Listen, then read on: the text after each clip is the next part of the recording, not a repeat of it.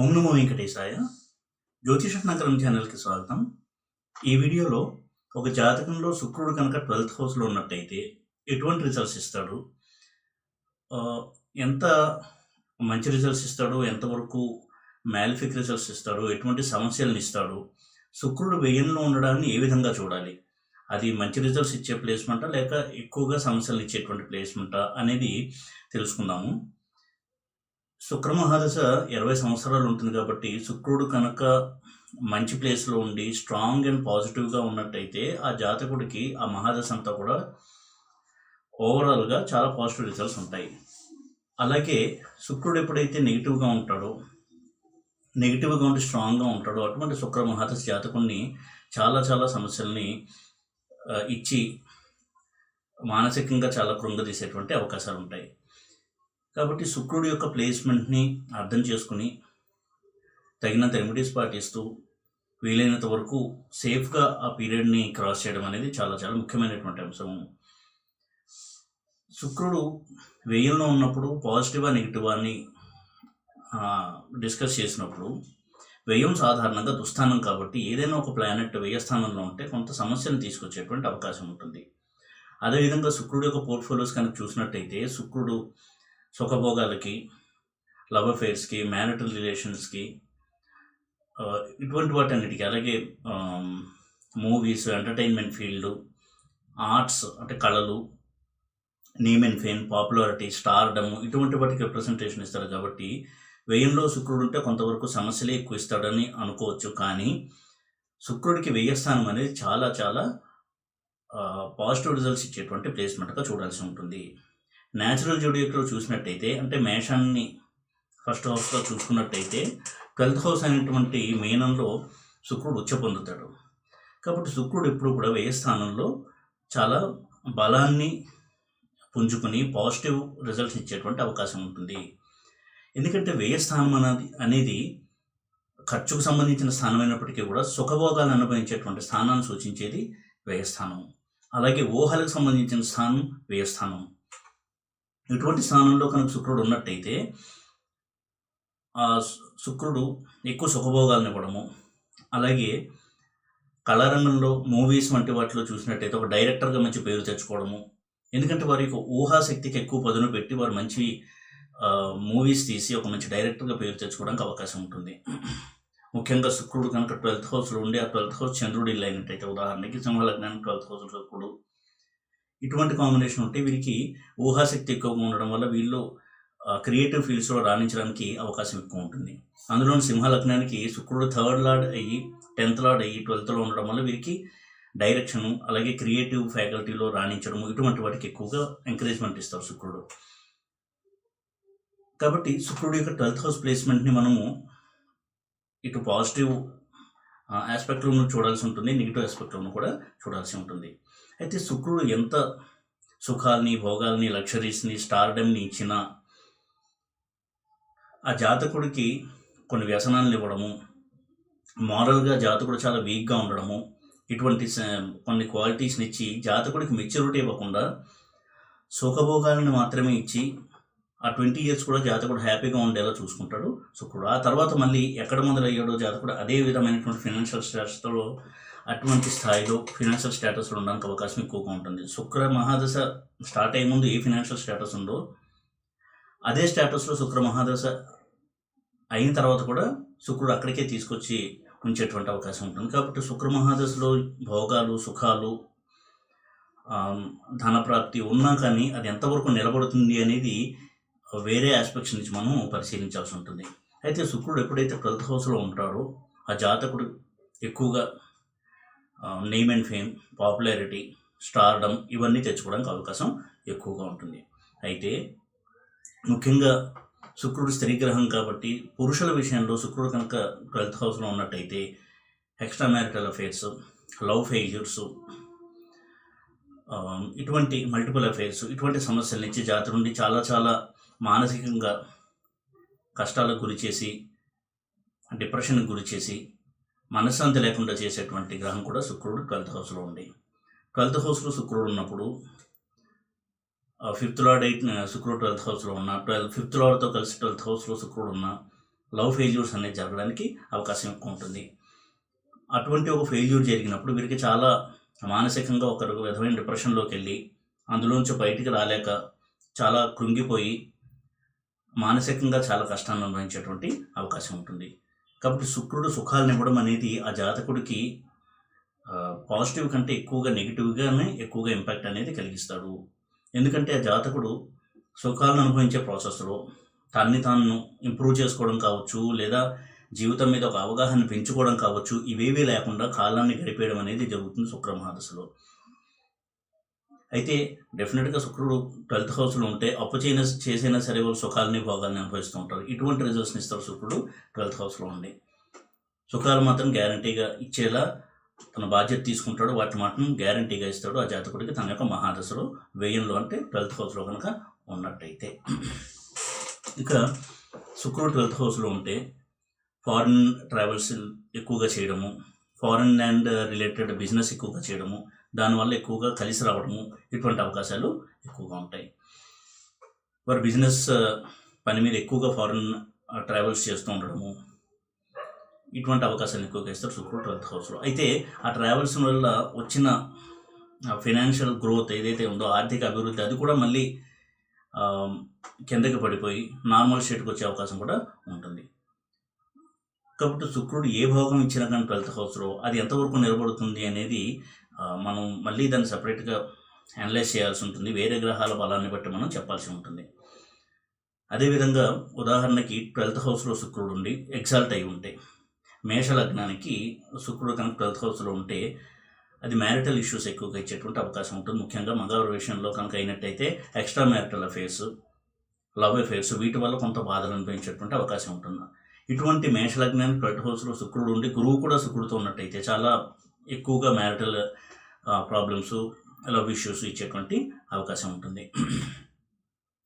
అలాగే శుక్రుడు ఇందాక చెప్పినట్టుగా 12th హౌస్లో ఉన్నప్పుడు ఫారిన్ ట్రావెల్, ఫారిన్ గెయిన్స్ ఇవన్నీ ఇచ్చి జాతకుడికి చాలా మానసికంగా ఎంతో కాన్ఫిడెన్స్ని పెంచేటువంటి పరిస్థితుల్ని కలిగిస్తాడు 12th హౌస్లో ఉన్న శుక్రుడు. అయితే శుక్రుడు ఏ ప్లానెట్తో కలిసి 12th హౌస్లో ఉన్నాడు అనే దాన్ని బట్టి కూడా మనం శుక్రమహాదశ నడుస్తున్నప్పుడు రిజల్ట్స్ని కొంతవరకు మనం అనలైజ్ చేయాల్సి ఉంటుంది. కొన్ని గ్రహాలతో శుక్రుడు పాజిటివ్ రిలేషన్ కలిగి ఉంటాడు, కొన్ని గ్రహాలతో శుక్రుడు నెగిటివ్ రిలేషన్ కలిగి ఉంటాడు. ఇందాక చెప్పినట్టుగా గురువుతో కనుక కలిసి శుక్రుడు 12th హౌస్లో ఉన్నట్టయితే ఇది ఎక్కువగా సమస్యల్ని ఇస్తుంది జాతకుడికి ఆ మహాదశలో. ఎందుకంటే గురువు శుభగ్రహము, శుక్రుడు శుభగ్రహం కాబట్టి గురు శుక్రుడు కలయిక మంచి రిజల్ట్స్ ఇస్తుందని అనుకున్నప్పటికీ గురువుతో ఎప్పుడు కూడా శుక్రుడు యొక్క కాంబినేషన్ ఎక్కువగా సమస్యలను ఇచ్చేటువంటి అవకాశం ఉంటుంది. ఎందుకంటే గురువు శుక్రుడిని ఎక్కువగా ఇంపాక్ట్ చేస్తాడు, శుక్రుడు గురువుని ఇంపాక్ట్ చేయడం కంటే కూడా. ఇక శుక్రుడు 12th హౌస్లో ఉండి నీచలో ఉంటే అది కూడా ఎక్కువగా నెగిటివ్ రిజల్ట్స్ ఇచ్చే అవకాశం ఉంటుంది. రెట్రోగ్రేడ్ అయిన శుక్రుడు 12th హౌస్లో ఉంటే అది ప్రాబ్లమ్స్ ఎక్కువగా ఇస్తాడు.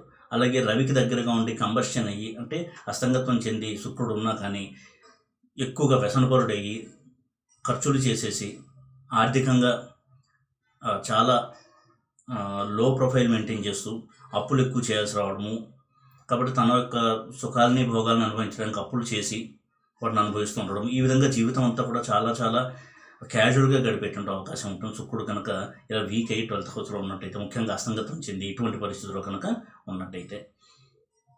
ఇక శుక్రుడు కొంతవరకు పాజిటివ్ రిజల్ట్స్ ఇచ్చేది చంద్రుడితో. అయితే మనకారకుడైన చంద్రుడితో ఎప్పుడైతే శుక్రుడు 12th హౌస్లో ఉంటాడో, ఇది ఇందాక చెప్పినట్టుగా క్రియేటివ్ ఫీల్డ్స్కి, ఒక డైరెక్షన్ డిపార్ట్మెంట్లో ఉన్న వారికి చాలా బాగా సహాయపడేటువంటి ప్లేస్మెంటు. అయితే వారు ఉదాహరణకు ఒక డైరెక్టర్కి ఇటువంటి కాంబినేషన్ ఉండి మంచి మూవీస్ తీసిన ఆ తర్వాత మళ్ళీ ఆ నేమ్ అండ్ ఫేమ్ తగ్గుముఖం పట్టడానికి అవకాశం ఉంటుంది. కాబట్టి ఈ ఆసిలేషన్స్ ఎక్కువగా ఉంటాయి చంద్రుడితో కనుక శుక్రుడు కలిసి వ్యయంలో ఉన్నట్టయితే. ఎందుకంటే చంద్రుడే చాలా చంచలంగా ఉండేటువంటి గ్రహం. ఇటువంటి ఆసిలేషన్స్ ఉంటూ ఒకసారి మంచి నేమ్ అండ్ ఫేమ్ వస్తున్న తర్వాత అదేవిధంగా ఒక ఫ్లాప్ మూవీ తీయడము, ఈ విధంగా ఎప్పుడూ కూడా వారికి పేరు ప్రఖ్యాతులు అనేవి అప్ అండ్ డౌన్కి గురవుతూ ఉంటాయి, ఆసిలేషన్స్కి గురవుతూ ఉంటాయి.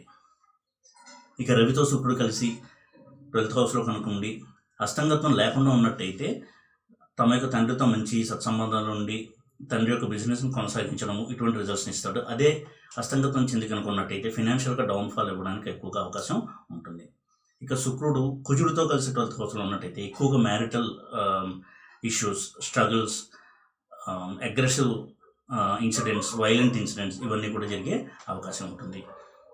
ఇది ఎక్కువగా భార్యాభర్తల మధ్య కీచులాట్లు ఇలాంటి వాటిని సూచించేటువంటి కాంబినేషన్.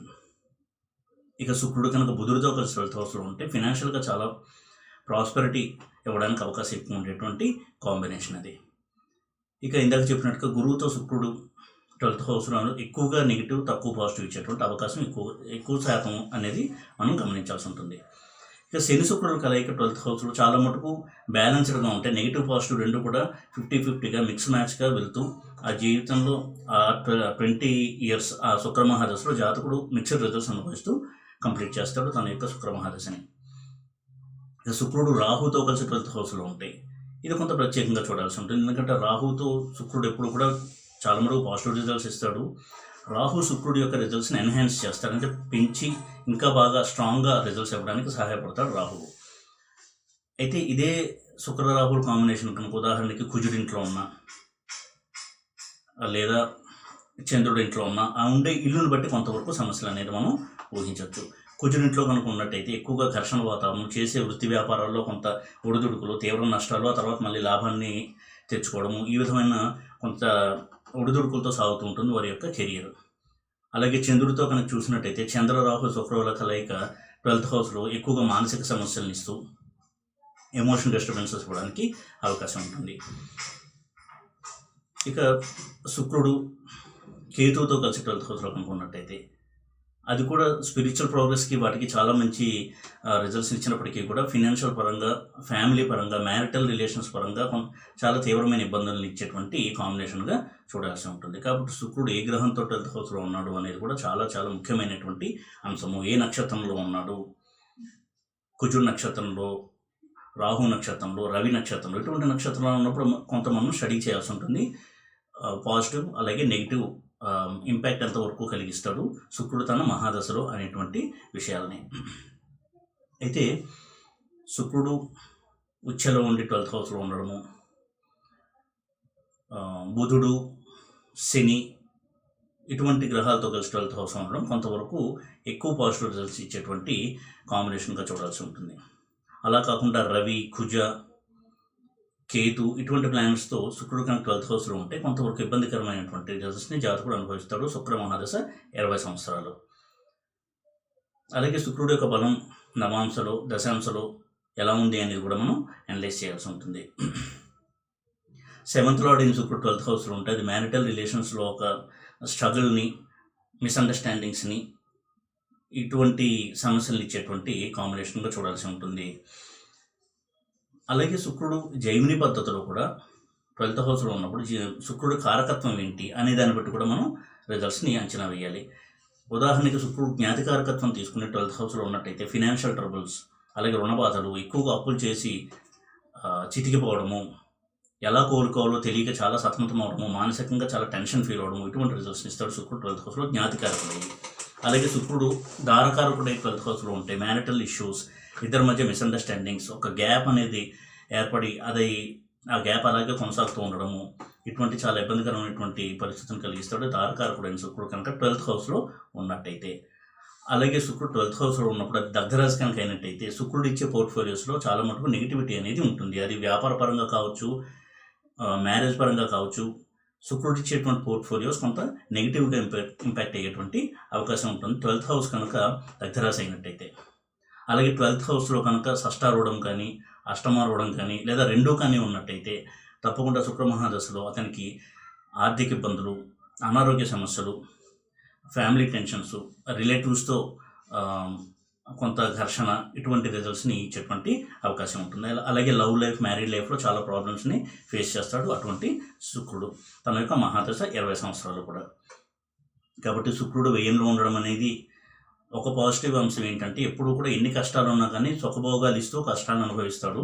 జీవితం మీద ఎటువంటి సీరియస్నెస్ లేకుండా ఆ 20 సంవత్సరాలు కూడా పూర్తి చేస్తాడు శుక్రుడు.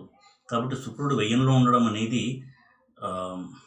ఎక్కువగా నెగిటివిటీనే కలిగించేటువంటి అంశము పాజిటివిటీ కంటే కూడా. ఎందుకంటే శుక్రుడు ఎంత ఉన్నత స్థాయికి తీసుకెళ్ళినా ఆ స్థాయిలో ఉంచుతాడు అనేది గ్యారంటీ మాత్రం చాలా తక్కువగా ఉంటుంది వ్యయంలో ఉన్నటువంటి శుక్రుడు తన మహాదశలో. ఆ మహాదశ అయిపోతున్న కొద్దీ తన యొక్క ప్రభావం తగ్గి మళ్ళీ నార్మల్ స్టేట్కి వచ్చేటువంటి అవకాశం ఎక్కువగా ఉంటుంది. ఏదైనా మళ్ళీ సెపరేట్గా ఇండివిజువల్గా ఆ చార్ట్ని అనలైజ్ చేసి మనం రిజల్ట్స్ని డిసైడ్ చేయాల్సి ఉంటుంది. కానీ ఇన్ జనరల్ శుక్రుడి యొక్క ప్యాటర్న్ ఒక స్టైల్ ఈ విధంగా ఉంటుంది అని మాత్రం మనం ఒక అవగాహన తెచ్చుకోవడం అనేది చాలా మంచిది. అటువంటి శుక్ర మహాదశ నడుస్తున్నప్పుడు కొంత శ్రీ వెంకటేశ్వర స్వామి వారి ఆరాధన, శ్రీలక్ష్మి సహిత శ్రీ వెంకటేశ్వర స్వామి వారి ఆరాధన చేయడం అనేది ఒక ఇన్ జనరల్ చాలా పాజిటివ్ వైబ్రేషన్స్ కలిగించేటువంటి ఒక చక్కటి రెమెడీగా చేసుకుంటూ ఉండొచ్చు. ఇక మిగతా గ్రహాల యొక్క కంజంక్షన్ ఆస్పెక్ట్ని బట్టి మనం రిజల్ట్స్ని అంచనా వేయాల్సి ఉంటుంది. ఈ వీడియో కనుక మీకు నచ్చినట్టయితే లైక్ చేసి, షేర్ చేసి, సబ్స్క్రైబ్ చేయండి. ఓం నమో వెంకటేశాయ.